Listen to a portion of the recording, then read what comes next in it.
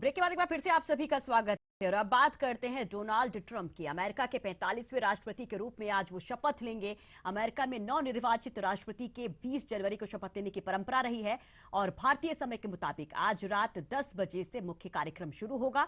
शपथ ग्रहण समारोह कैपिटल हिल में होगा और शपथ समारोह की theme make America great again रखी गई है, जो नारा रहा है डोनाल्ड ट्रंप का।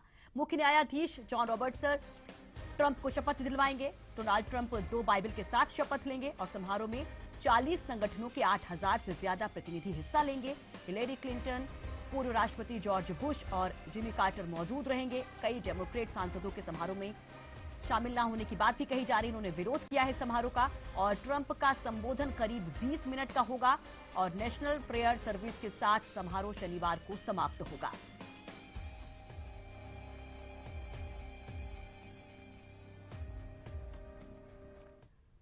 तो अमेरिका में आज से डोनाल्ड ट्रंप युग शुरू हो रहा है। दुनिया के सबसे शक्तिशाली देश के राष्ट्रपति की ताजपोशी पर बाकी दुनिया के साथ ही भारत की भी निगाहें हैं। अपने चुनावी अभियान में बार बार भारत की तारीफ करने वाले ट्रंप क्या वाकई भारत की उम्मीदों पर खरे उतरेंगे या ट्रंप युग भारत के लिए किसी मुसीबत को लेकर आएगा? इस रिपोर्ट के जरिए समझते हैं। भारत के नजरिए से डोनाल्ड ट्रंप का राष्ट्रपति बनना बेहद अहम है, क्योंकि वो अपने भाषण में कई बार भारत और पीएम मोदी का जिक्र कर चुके हैं। ट्रंप कह चुके हैं कि वो भारत के अच्छे दोस्त साबित होंगे। आतंकवाद के खिलाफ लड़ाई में वो भारत के साथ खड़े हैं। भारत के आर्थिक विकास का उदाहरण वो कई बार अपने चुनावी भाषणों में दे चुके हैं। लेकिन ट्रंप के भारत से रिश्ते की कोई ठोस बुनियाद नहीं है। कहा जा रहा है कि ट्रंप भारत को ठीक से जानते नहीं हैं और न ही भारत उन्हें सही से जानता है। राष्ट्रपति बदलने से अमेरिकी विदेश नीति में कोई खास फर्क नहीं आता, लेकिन ट्रंप चीन और पाकिस्तान को एक समस्या की तरह देखते हैं, जबकि भारत को एक समाधान की तरह। इसलिए भारत ट्रंप के लिए एक अहम देश साबित हो सकता है।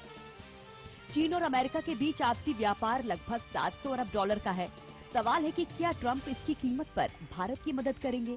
भारत और अमेरिका के बीच व्यापार करीब 70 अरब डॉलर का है, लेकिन माना जा रहा है कि चीन की बढ़ती हुई आर्थिक और सैन्य शक्ति को रोकने के लिए ट्रंप भारत से दोस्ती मजबूत करना चाहेंगे। भारत और अमेरिका के बीच आपसी व्यापार काफी कोशिशों के बावजूद अब तक 70 अरब डॉलर तक ही पहुंच पाया है। दोनों देशों के बीच आपसी व्यापार का एक बड़ा हिस्सा इंफॉर्मेशन टेक्नोलॉजी से जुड़ा है। ट्रंप का व्यापार बढ़ाने को प्राथमिकता देंगे। ऐसे में ट्रंप की व्यापार नीति को बारीकी से देखने के बाद ही अंदाजा लगाया जा सकता है। माना जा रहा है कि मौजूदा वैश्विक परिवेश के मुताबिक रक्षा के क्षेत्र में भारत को अमेरिका की जरूरत है। भारत के सैन्य आधुनिकीकरण में अमेरिका महत्वपूर्ण भूमिका निभा रहा है। डोनाल्ड ट्रंप से भारत सहयोग की उम्मीद कर सकता है। डोनाल्ड ट्रंप को लेकर भारत की सबसे बड़ी मुसीबत नौकरियों को लेकर उनके बयानों से हो सकती है। अमेरिका में नौकरियों के घटते अवसर को लेकर ट्रंप के बयान भारत के खिलाफ जा सकते हैं। H-1B वीजा को लेकर भी ट्रंप के बयान से साफ है कि अब नियम सख्त होंगे और वीजा की फीस बढ़ सकती है। इससे भारतीय आईटी कंपनियों और भारतीय मूल के कर्मचारियों पर असर पड़ सकता है। अमेरिका में दूसरे देश के लोगों को जॉब पाना अब थोड़ा मुश्किल हो सकता है। हालांकि इन सभी अटकलों के बीच ये भी तय है कि भारत अमेरिका दोनों को एक दूसरे की जरूरत है। ट्रंप जैसी विदेश नीति को लेकर चलना चाह रहे हैं, उसमें एशिया और यूरोप में उन्हें भारत के साथ की जरूरत पड़ेगी। ट्रंप ऐसा कोई कदम नहीं उठाना चाहेंगे जिससे भारत से अमेरिका के संबंध बिगड़े। Bureau report, ETV news. तो भारत के लिए क्या है यहाँ पर, वो जानने की हम कोशिश करेंगे। हमारे साथ हमारे सहयोगी शैलेंद्र वांगू दिल्ली से जुड़ रहे हैं और साथ ही Indo US expert Munish Gupta ji भी जुड़ रहे हैं। मुनीश, सबसे पहले सवाल आपसे, आपको क्या दिखता है ट्रंप युग भारत के लिए कैसा? मेरे ख्याल से तो प्रेसिडेंट ट्रंप के साथ भारत की रिलेशनशिप बढ़ेगी।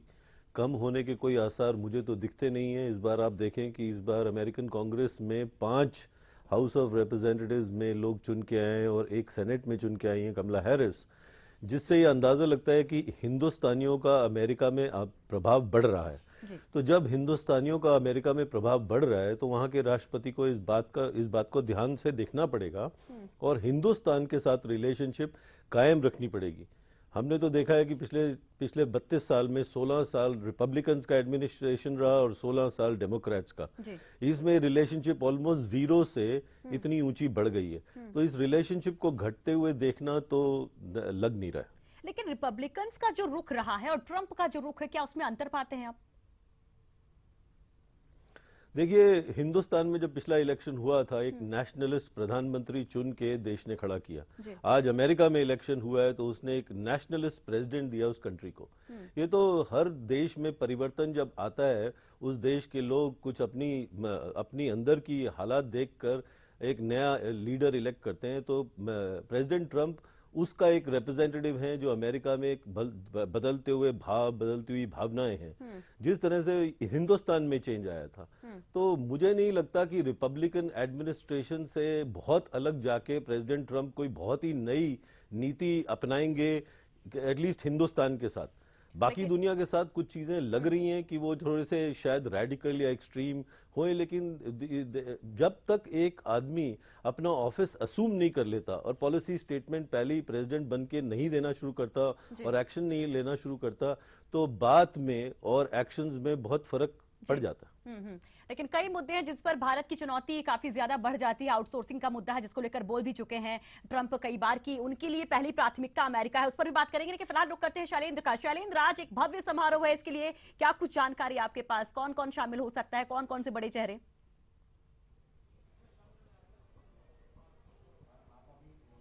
जी बिल्कुल, आज एक बड़ा दिन है अमेरिका के लिए और आज अमेरिका को अपना 45वां राष्ट्रपति डोनाल्ड ट्रंप के रूप में मिलने जा रहा है। और आज शाम को, आज रात की अगर हम बात करें भारतीय समय अनुसार रात 10:30 बजे ट्रंप जो है वो उनकी औपचारिक रूप से वो राष्ट्रपति बनेंगे अमेरिका के और उनको शपथ दिलाई जाएगी। उस समारोह में तमाम लोग शामिल होंगे और माना जा रहा है कि लाखों लोग इस वक्त वॉशिंगटन में मौजूद हैं।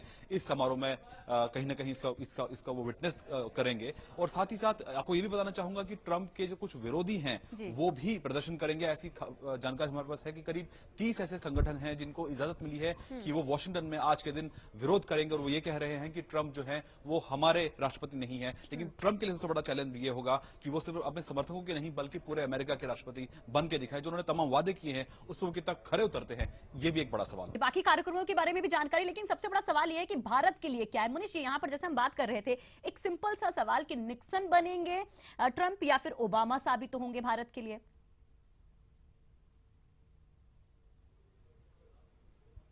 शुरू करें तो निक्सन ने भी कुछ चीजें अपने जमाने में, निक्सन के सेक्रेटरी ऑफ स्टेट जो थे किसिंजर ने भारत के लिए बहुत अच्छी करी थी। तो जमाना बहुत बदल चुका है। निक्सन बनेंगे या ओबामा बनेंगे, आई डोंट थिंक हमें इसको इतना डीपली एनालाइज करना चाहिए। हमें ये पता है कि अपने इलेक्शन से कुछ दिन पहले भी प्रेसिडेंट ट्रंप जो प्रेसिडेंट बनने वाले हैं, वो उन्होंने जाके बकायदा हिंदुस्तानियों से उनके फंक्शन में दिवाली के बाद भी डिस्कशन किया था। तो मेरे हिसाब से ओबामा अपनी तरह के एक प्रेसिडेंट रहे। डेमोक्रेट्स में वो मेरे ख्याल से सबसे ज्यादा क्लोज रहे इंडिया के साथ। उसी तरह से प्रेसिडेंट बुश जूनियर जब थे, उनके जमाने में इंडिया ने सिविल न्यूक्लियर ट्रीटी साइन करी थी। तो आज शायद डोनाल्ड ट्रंप कुछ और नई चीज दिखा जाए, कर जाए हिंदुस्तान के साथ ट्रेड में, टेक्नोलॉजी में। ये तो अभी देखने से ही पता चलेगा। मेरे हिसाब से हमें प्रेसिडेंट ट्रंप को इतनी जल्दी डिसमिस करके ये नहीं कह देना चाहिए कि जो इलेक्शन से पहले रिटोरिक था, जो वो कहते थे वोट लेने के लिए, उस पे ही चलेंगे, उसी पे ही अमल करेंगे और हिंदुस्तान से उसको कोई नुकसान पहुंचे। मनीष, लेकिन कई चैलेंजेस है, क्योंकि दक्षिण एशिया एक चैलेंज है, अमेरिका उनके लिए खुद का चैलेंज है क्योंकि वहां पर बेरोजगारी बहुत बढ़ रही है। और ये चैलेंज कहीं भारत पर भारी तो नहीं पड़ेगा? आउटसोर्सिंग को लेकर जो स्टेटमेंट दिए गए हैं अब तक ट्रंप की तरफ से, या फिर ऑयल सेक्टर, हेल्थ सेक्टर, इन तमाम चीजों को देखते हुए भारत के लिए शायद मुश्किलें हैं यहाँ पर। ऐसा है, देखिए कि कुछ चीजें अमेरिका में बदल रही हैं। अमेरिका की इकोनॉमी बहुत धीरे धीरे बढ़ रही है आगे। जो 2008 में स्लंप आया था, उसके बाद मैं तो वहां रहता हूं, हम सब ने देखा था घरों के दाम क्रैश कर गए थे, अनएम्प्लॉयमेंट बढ़ गई थी। तो उस इकोनॉमी को वापस ट्रैक पे लाने के लिए प्रेसिडेंट ओबामा ने बहुत काम किया है। और ट्रंप जो है, जो थोड़ा सा इनवर्डली देख रहे हैं, वो ये सब बातें कर रहे हैं जो प्रेसिडेंट ओबामा ने भी करी थी। बाय द वे, उन्होंने भी ये कहा था कि ये आउटसोर्सिंग नहीं होनी चाहिए, लेकिन आउटसोर्सिंग कम तो नहीं हुई। हिंदुस्तान पे H1B वीजास कम तो नहीं हुए। मतलब पिछले अगर आप 25 साल से देखें तो कहाँ 5, 10, 15 हजार लोगों से आज हिंदुस्तान से 65 से ज्यादा हजार लोग H1B वीजा अवेल करके अमेरिका जाते हैं। हाँ, क्राइटेरिया बदल सकता है। हाँ। वो ये कह सकते हैं कि आप बैचलर्स डिग्री वाले लोगों को बाहर से ना बुलाएं, कम से कम लोग M.Tech की या MCA की डिग्रीज लेकर आए जो अमेरिका में काम करना चाहते हैं, जिसको कहते हैं कि सुपर स्किल्ड लेबर। तो वो क्राइटेरिया अगर बदलेगा तो उसमें भी हिंदुस्तान के पास ब्रेन्स की और लोगों की कमी नहीं है। हिंदुस्तान की कंपनियां और अमेरिकन कंपनीज आज जानती हैं कि आईटी में आगे बढ़ने के लिए हिंदुस्तान की मैन पावर, ब्रेन पावर और उन जैसा डिलीजेंट वर्कर का बहुत योगदान होता है। तो उस योगदान को कोई भी अपनी इकोनॉमी खराब करने के लिए तोड़ेगा नहीं। मनीष जी, लेकिन जब भी ट्रंप बोलते हैं अमेरिका फर्स्ट की बात करते हैं, उनका नारा भी ऐसे ही है। उन्होंने कहा है कि मेक अमेरिका ग्रेट अगेन, ये नारा दिया है। तो ऐसे में समझा जा सकता है कि अमेरिका को सुधारने के लिए कहीं ना कहीं कुछ सख्त कदम उनको उठाने पड़ेंगे, और उसमें शायद भारत के लिए भी कुछ अच्छा नहीं होगा शायद। मेरे हिसाब से हो सकता है कि कुछ ऐसे कदम आए जिनमें वो पुरानी रिलेशनशिप, पुराने इंस्टीट्यूशंस को क्वेश्चन करें। उस पे भी अभी लाइन नहीं लिखी गई है कि नेटो बंद हो जाएगा या मेक्सिको के साथ वॉल बननी एकदम शुरू हो जाएगी। जहां तक भारत का सवाल है, देखिए भारत के साथ आज इंडियंस जो अमेरिका में रहते हैं या इंडिया जो अमेरिका के साथ ट्रेड करता है, और वो रिलेशनशिप अब सिर्फ मामूली ट्रेड, टेक्नोलॉजी या व्यापार में नहीं है, अब वो साइंस एंड टेक्नोलॉजी में है, अब वो अर्थ साइंसेज में, अब वो मैसिव रिसर्च और टेक्नोलॉजी में है, जो अमेरिका और इंडिया मिलके बनाना नहीं, सिर्फ बनाना ही नहीं चाहते, बेचना भी चाहते हैं दुनिया में। तो वो रिलेशनशिप कम होगी ये लगता नहीं है। और इसमें सबसे बड़ी चुनौती चीन है यहाँ पर सर। मनीष जी, चीन को लेकर के अभी जैसे टिलरसन का एक बयान सामने आया था कि दक्षिण एशिया में जो कुछ कर रहा है चीन वो सही नहीं है, उसको लेकर युद्ध तक की बात कह दी गई थी, संकेत दिया गया था। ऐसी स्थिति में क्या ट्रंप उस अपने लेंगे, भारत की मदद करेंगे? देखिए ट्रंप अपने आप में he is his own man जिसको कहते हैं, वो अपने आप के कुछ चीजें, उनके लाइफ के एक्सपीरियंस है, उनसे जब इंटरव्यू में भी पूछा गया कि आप पे किसका सबसे ज्यादा प्रभाव पड़ता है, तो उन्होंने अपने पिताजी और उनके एक्सपीरियंस की बात करी, अपने सेल्फ एक्सपीरियंस की बात करी। आज ट्रंप को अमेरिका ने इसलिए चुना है क्योंकि जो वो बोलते हैं वो शायद उस पर कुछ ना कुछ खरे उतरेंगे। लेकिन ये एक्सपेक्ट करना कि ट्रंप अमेरिकन पॉलिसी को बिल्कुल चेंज करके कल को वॉर डिक्लेयर कर देंगे या अमेरिका के रिलेशनशिप को चाइना के साथ न्यूट्रलाइज कर देंगे, इंडिया को सबसे ऊपर ले जाएंगे, ये तो नहीं होगा। हाँ, लेकिन ट्रंप क्योंकि एक नई थिंकिंग, एक नई सोच लेकर आए हैं अमेरिकन एडमिनिस्ट्रेशन में, तो वो हो सकता है कि चीन को थोड़ा ध्यान से डील करें और थोड़ा सा स्ट्रिक्टली डील करें। जो मतलब जिसका इम्पैक्ट डायरेक्टली शायद भारत पे एकदम ना पड़े, लेकिन इनडायरेक्टली तो उसका अच्छा असर होगा ही। बिल्कुल। और अब पाकिस्तान को जवाब देने के लिए भी माना जा रहा है कि ट्रंप काफी सहयोगी होंगे एनएसजी मेंबरशिप को लेकर भी। इस पर भी बात करेंगे मनीष जी आपसे, लेकिन फिलहाल रुक करते हैं कार्यक्रम में क्या कुछ खास होने वाला है। शैलेंद्र बता दें। शैलेंद्र, आगे के कार्यक्रम के बारे में आप जानकारी दे रहे थे।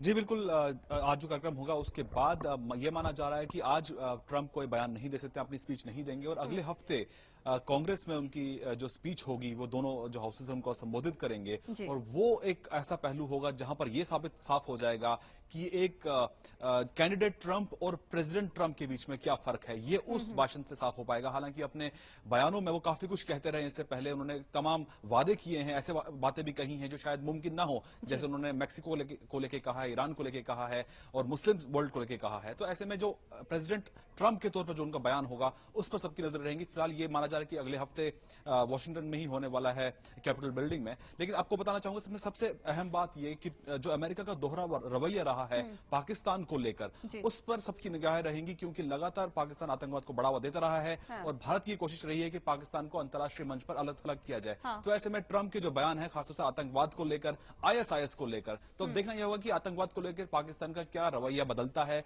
क्या पाकिस्तान को दी जा रही जो आर्थिक और मिलिट्री जो सैन्य मदद है अमेरिका की ओर से, क्या उसमें कोई तब्दीली होती है। ये अहम मुद्दा रहेगा, भारत की ओर से इस पर नजर रहेगी। बिल्कुल, और यही सवाल मेरा भी था। मुनीष जी से बात करते इस पर। मुनीष जी, जैसा लगातार बोलते रहे हैं ट्रंप, अपने जब वादे करते थे, इरादे जाहिर करते थे, तो कहते थे कि आतंकवाद सबका दुश्मन है। पाकिस्तान को साफ तौर पर उन्होंने कह दिया था कि दुनिया का सबसे खतरनाक देश है। लेकिन आर्थिक मदद को लेकर सवाल उठ रहे, क्योंकि अब तक बार बार कहा गया, ओबामा ने भी संकेत दिए, लेकिन कभी आर्थिक कटौती ऐसा देखने को नहीं मिली। 2002 से अब तक $30 बिलियन मदद दी जा चुकी पाकिस्तान को, क्या उसमें बड़ी कटौती की जाएगी?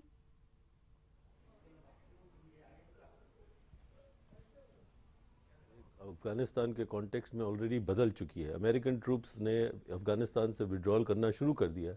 ये सोचना कि इस समय पर अमेरिका अपनी आर्थिक मदद पाकिस्तान को देनी कम करेगा, तो इसमें दो बॉडीज इन्वॉल्व होती हैं, सिर्फ प्रेसिडेंट ही नहीं, यूएस कांग्रेस भी इन्वॉल्व होती है और बहुत एडमिनिस्ट्रेशन बहुत सोचता है। इसको नेशनल सिक्योरिटी, ग्लोबल सिक्योरिटी के एंगल से देखा जाता है।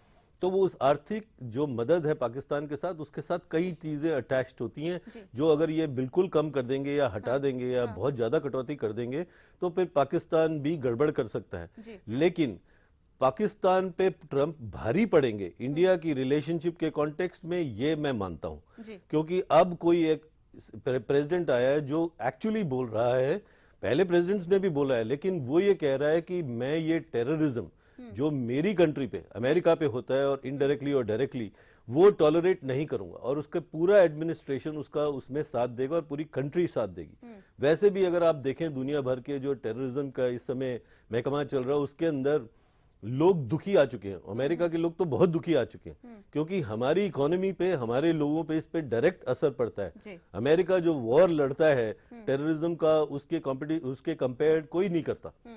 तो उस रीजन की वजह से ट्रंप अब कुछ नई पॉलिसी लाएंगे, ये हार्ड होंगे टेररिज्म से डील करने में, और उसके संदर्भ में उसी वजह से पाकिस्तान से भी बहुत हार्ड होंगे डील करने में, और शायद ये हो सके कि ये अपनी कुछ नई कंडीशन लगा दें अपनी आर्थिक सहायता देते समय पाकिस्तान को। जी बिल्कुल, तो आप हमारे साथ बने रहिए, हमारे सहयोगी और मुनीष जी लगातार बने हुए बात कर रहे हैं कि जब ट्रंप युग शुरू हो रहा है तो सामरिक स्तर पर, व्यापारिक स्तर पर, डिप्लोमेसी के लेवल पर क्या कुछ फर्क आएगा, भारत को क्या कुछ मिलेगा। यूएस में ट्रंप युग की शुरुआत हो रही है तो भारत के लिए क्या कुछ है। कहा जा रहा है कि दोनों सरकारें एक जैसी हैं, एक दूसरे को सहयोग करेंगे, लेकिन कुछ मुद्दे ऐसे हैं जिस पर भारत की चिंता भी है। इस पर हम लगातार चर्चा कर रहे हैं। हमारे एक और मेहमान हमारे साथ फोन लाइन पर जुड़ गए, वरिष्ठ पत्रकार शिवकांत शर्मा जी। शिवकांत जी, सबसे पहला सवाल आपसे कि भारत के लिए पॉजिटिव क्या नजर आता है आपको।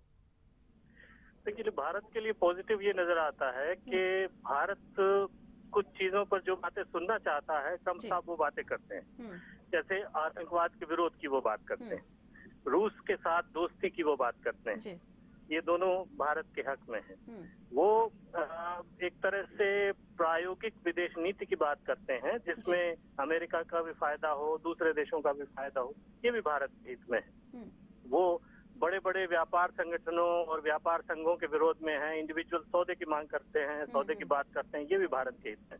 लेकिन सबसे बड़ी समस्या ये है कि ट्रंप साहब सिद्धांतवादी नहीं होकर के सौदावादी हैं। बिल्कुल, हाँ। वो हर चीज को सौदे से तोलते हैं, सौदे के हिसाब से बात करते हैं, और ये बात भारत को महंगी इस बात पे पड़ सकती है कि अगर आप आतंकवाद की बात को ही लें, तो कल को मान लो आतंकवाद को लेकर के पाकिस्तान के साथ उन्होंने सौदा कर लिया तो भारत का क्या होगा।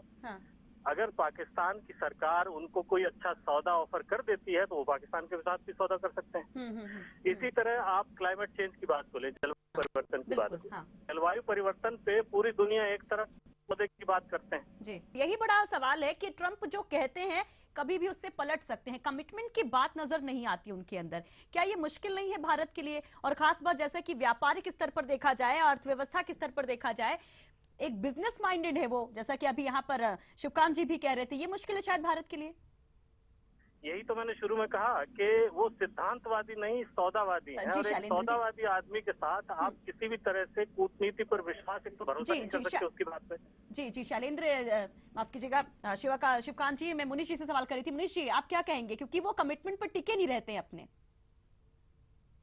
ये ऐसा है कि इलेक्शन कैंपेन इस बार अमेरिका में बड़ी फिरोशियस, बड़े लेवल की थी। दो बहुत महारथी टक्कर ले रहे थे, एक जिसको बहुत ज्यादा एक पर्टिकुलर सेगमेंट अमेरिका में सपोर्ट कर रहा था ट्रंप को, और दूसरा जो पॉपुलर प्रेसिडेंट थी, बड़े बड़े शहरों में बड़े बड़े लिबरल लोग, एजुकेटेड लोग उनको सपोर्ट कर रहे थे, वो थी हिलरी क्लिंटन। तो इलेक्शन में बहुत कुछ कहा गया है। मैं कह रहा हूं आपसे कि हम लोगों को थोड़ा सा 1-2 हफ्ते का टाइम देखना चाहिए कि जॉइंट हाउसेज ऑफ कांग्रेस के सामने ट्रंप प्रेसिडेंट बनने के बाद क्या पॉलिसी स्टेटमेंट रखते हैं।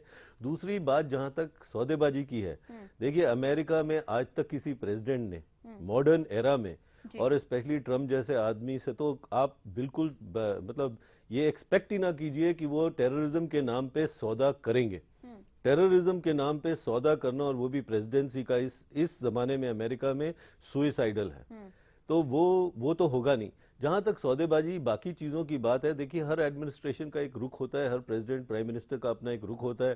प्रेसिडेंट ओबामा ने जिस बेसिस पे पेरिस कन्वेंशन साइन किया, जिसकी अभी बात हुई, उस पे अमेरिका इतनी आसानी से बैक ट्रैक नहीं कर सकता है, क्योंकि वो पूरे कांग्रेस एडमिनिस्ट्रेशन को लेकर मिलकर साथ जोड़कर किया गया। तो ये सौदेबाजी। जी, शिवकांत जी से लास्ट सवाल, क्योंकि वक्त की कमी है। शिवकांत जी, सवाल ये है कि जिस तरह से मोदी जीते उस तरह से ट्रंप जीते, अब मोदी की कार्यशैली आपने देखी, अब क्या मोदी साबित होंगे अपने काम को लेकर भी ट्रंप? मुझे मतलब मोदी तो साबित नहीं हो सकते, क्योंकि ट्रंप इतना बदलते हैं। ट्रंप इतना कुछ नया करना चाहते हैं, चाहे वो संयुक्त राष्ट्र की बात हो, चाहे वो नेटो की बात हो, चाहे वो अंतर्राष्ट्रीय संधियों की प्रस्तावों की बात हो, तो पूरे विश्व क्रम को उल्टा पुल्टा करना चाहते। कम से कम मोदी जी ये सब तो नहीं करना चाहते। तो ये तो नहीं कह सकते कि वो मोदी जी की तरह काम करेंगे, लेकिन हाँ, मोदी जी से बहुत सी चीजें मिलती जुलती हैं। वो राष्ट्रवादी हैं, ये भी राष्ट्रवादी हैं। वो बड़ी आक्रामक शैली में बात करते हैं, ये भी बड़ी आक्रामक शैली में बात करते हैं। तो इन समानताओं के आधार पर अगर हम बहुत ज्यादा उम्मीद जुगलबंदी होगी सर, जुगलबंदी हो जाएगी यहाँ पर?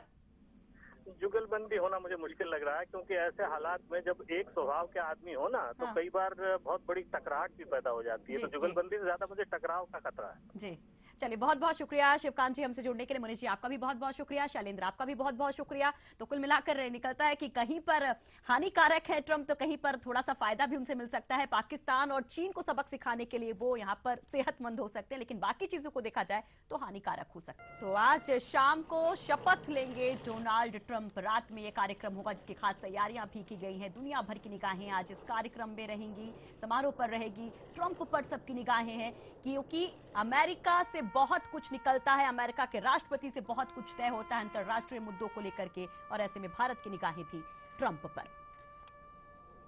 और इसी के साथ हमारे इस खास पेशकश में फिलहाल इतना ही। नमस्कार।